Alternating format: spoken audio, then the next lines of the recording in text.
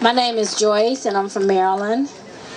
In 1975, I became pregnant while I was waiting to join the Army. Well, actually, I had already joined the Army. I was waiting to be deployed. So I had to make a decision between serving my country and raising my child. Unfortunately, I made the choice to kill my baby. I went on into the military,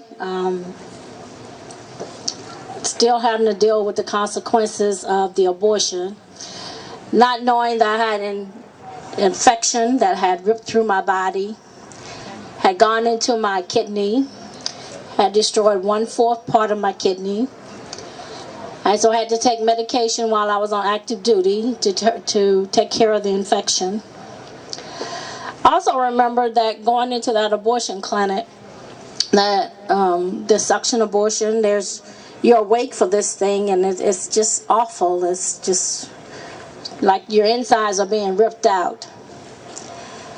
And so with that, and then the infection in the military, depression, and all kinds of things just set in, and I just lost it. And then I got out of the military, and 4 years later, here I am again at the abortion clinic. But see, what happens is that after you have your first one, it's so much easier to have your second one. That your denial is so strong that there's not life, that there's not a child, because you've been lied to for so long and for so many years.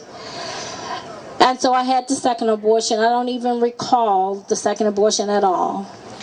But it's through the saving grace of God that in 1990 at a convention that someone was showing an abortion video.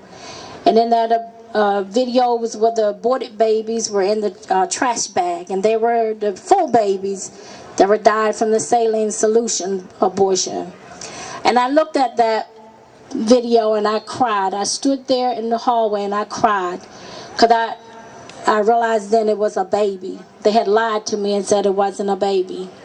And that was the turning point in my life in 1990, that I knew I need to get healing and counseling.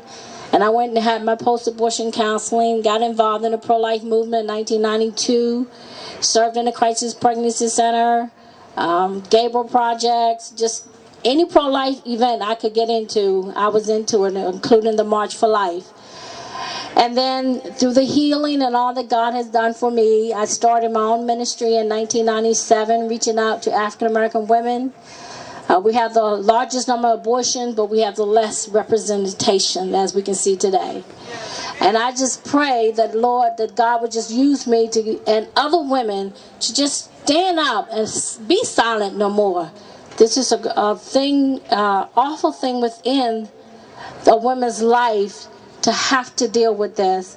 So I do post-abortion counseling, abstinence counseling through our ministry, and I know from this day forward that there will be a change, that there has to be a change, and that I'll be silent no more.